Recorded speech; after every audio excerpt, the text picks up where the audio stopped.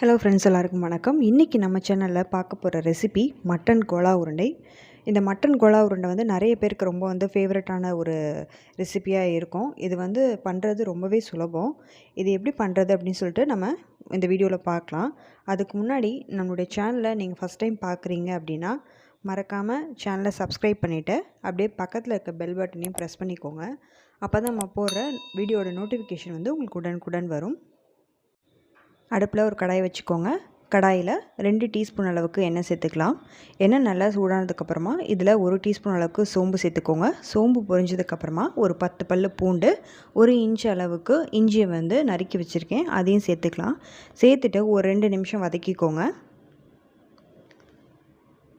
இது கூட நம்ம அடுத்ததாக காரத்துக்கு 2 பச்சை மிளகாயை பொடியாக நறுக்கி வச்சுருக்கோம், அதை இது கூட சேர்த்துக்கலாம். நம்ம இந்த மிளகாய் மட்டும் போடுறது கிடையாது. அதுக்கப்புறமா நம்ம மிளகாய் தூள் இது கூட சேர்ப்போம். அதனால் இப்போதைக்கு இந்த 2 மிளகாய் போதும். அடுத்ததாக ஒரு 2 மீடியம் சைஸ் பெரிய வெங்காயத்தை கட் பண்ணி வச்சுருக்கோம், அதையும் சேர்த்துட்டு நல்லா வதக்கிக்கோங்க. வெங்காயத்தோட கலர் கொஞ்சம் மாறும், அது வரைக்கும் இதை நம்ம வதக்கிக்கலாம். ஒரு 2 நிமிஷம் வதக்கினா போதும். இப்போ பாருங்கள், வெங்காயத்தோட கலர் மாறி இருக்கு. இந்த நேரத்தில் நம்ம எடுத்து வச்சுருக்க மட்டன் கீமா சேர்த்துக்கலாம். நான் இன்றைக்கி 1/2 கிலோ மட்டன் கீமா எடுத்திருக்கேன்.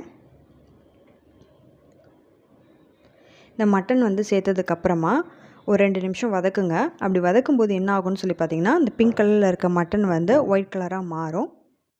அது வரைக்கும் நம்ம இதை கொஞ்சம் வதக்கிக்கலாம். இந்த மட்டனில் நம்ம எந்த தண்ணியும் சேர்க்க வேண்டிய அவசியம் இல்லை. மட்டன்லேயே ஆல்ரெடி தண்ணி இருக்கும், அதுவே இங்கே விடுது பாருங்கள்.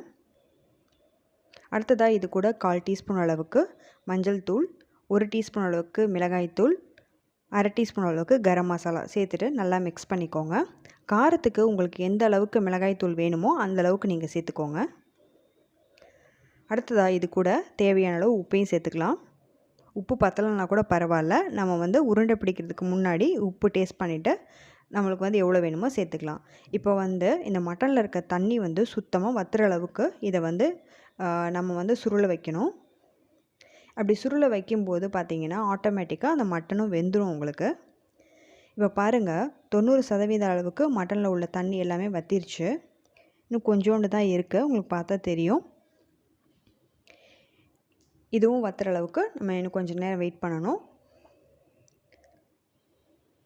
இப்போது ஃபுல்லாக மட்டனில் இருக்க தண்ணி எல்லாமே வத்திருச்சு. இப்போ அடுப்பை ஆஃப் பண்ணிட்டு இதை ஆற வச்சிடலாம். ஆறுனதுக்கப்புறமா நம்ம மிக்சியில் சேர்த்துக்கலாம். இப்போ பாருங்கள், ஃபுல்லாகவே ஆறி இருக்கு, ஒரு சொட்டு தண்ணி கூட இல்லை. இதை நம்ம இப்போ மிக்சி ஜாரில் சேர்த்துட்டு தண்ணி கொஞ்சம் கூட விடாமல் இதை நைஸாக அரைச்சி எடுத்துக்க போகிறோம். இது பண்ணுறது ரொம்பவே சுலபம். வீட்டில் இருக்கிற பொருளை வச்சு தான் நம்ம இது பண்ணுறோம். ஸ்பெஷலாக இதுக்குன்னு எதுவும் வாங்கணும்னு அவசியம் இல்லை. இப்போ பாருங்கள், நம்ம கொஞ்சோண்டு தண்ணி விடாமல் இந்த மாதிரி அரைச்சி வச்சுருக்கோம். இது கூட வாசனைக்காக நல்ல பொடியாக நறுக்கின கருவேப்பிலையை சேர்த்துக்கோங்க. கருவேப்பிலை இப்படி போடலனாலும் பரவாயில்ல, நீங்கள் வெங்காயத்தெல்லாம் வதக்குறோம் இல்லையா, அந்த இடத்துல கூட நீங்கள் கருவேப்பிலையை சேர்த்து வதக்கி அதையும் அரைச்சி எடுத்துக்கலாம். இப்போ இது கூட 1 டேபிள் ஸ்பூன் அளவுக்கு பொட்டுக்கடலை மாவு சேர்த்துக்கிறோம். எதுக்காக இந்த பொட்டுக்கடலை மாவை நம்ம சேர்க்குறோம் அப்படின்னு சொல்லி பார்த்திங்கன்னா, இந்த மட்டன் அந்த பேஸ்ட்டில் மிச்சம் மீதி ஏதாவது தண்ணி ஈரப்பதம் இருந்துச்சுன்னா இந்த இது அப்சர்வ் பண்ணிக்கும். அதுக்காக தான். ரொம்ப சேர்த்துறாதீங்க, மசால் வடை மாதிரி ஆயிரும். இப்போ நல்லா பிசைஞ்சிட்டு அடுத்து நம்ம எந்த அளவுக்கு வேணுமோ அந்த அளவுக்கு குட்டி குட்டி பால்ஸாக நம்ம பிடிச்சி வச்சுக்கலாம். நீங்கள் இந்த கோலா உருண்டை ஃப்ரை பண்ணுறதுக்கு முன்னாடி எல்லாத்தையும் உருண்டை பிடிச்சி வச்சுக்கோங்க. எண்ணெய் வச்சதுக்கப்புறமா நீங்கள் உருண்டை பிடிச்சி போட்டுக்கலாம் அப்படின்னு நினச்சிங்க அப்படின்னா அது சரி வராது. இப்போ பாருங்கள், நம்ம எல்லாத்தையும் இந்த மாதிரி உருண்டை பிடிச்சி வச்சுருக்கோம். அடுத்ததாக நம்ம எண்ணெயில் போட்டு ஃப்ரை பண்ண போகிறோம். எண்ணெய் நல்லா சூடாக இருக்குது. எண்ணெய் ரொம்ப ஓவர் ஹீட் ஆகிடக்கூடாது. அப்படி இருந்துச்சுன்னா உங்களுக்கு கோலா உருண்டை வெளியில் கலர் சீக்கிரமாகவே மாறிடும், உள்ளே வெந்திருக்காது. மீடியம் ஹீட்டில் வச்சு தான் நீங்கள் ஃப்ரை பண்ணணும்.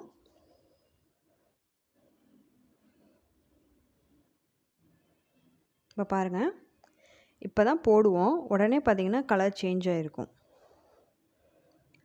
மீடியமான ஹீட்டில் இருக்கும்போதே உங்களுக்கு கலர் சேஞ்ச் ஆகுது அப்படின்னா நீங்கள் ஹை ஃப்ளேமில் வச்சுருந்தீங்கன்னா போட்ட உடனே உங்களுக்கு கரைஞ்சிரும், உள்ளே வெந்திருக்காது. இன்னும் கொஞ்சம் நேரம் வெயிட் பண்ணலாம். நீங்கள் உருண்டை பிடிச்சி வச்சிட்டிங்கன்னா சீக்கிரமாகவே இதை நம்ம ஃப்ரை பண்ணி வச்சிடலாம். ரொம்பவே சுலபமாக செய்யக்கூடிய மட்டன் கோலா உருண்டை இது. இது சாப்பிட்றதுக்கு நம்ம கடைக்கு போகணுன்னு அவசியம் இல்லை. வீட்லேயே வந்து நீங்கள் எல்லாருக்கும் வந்து செஞ்சு கொடுக்கலாம்.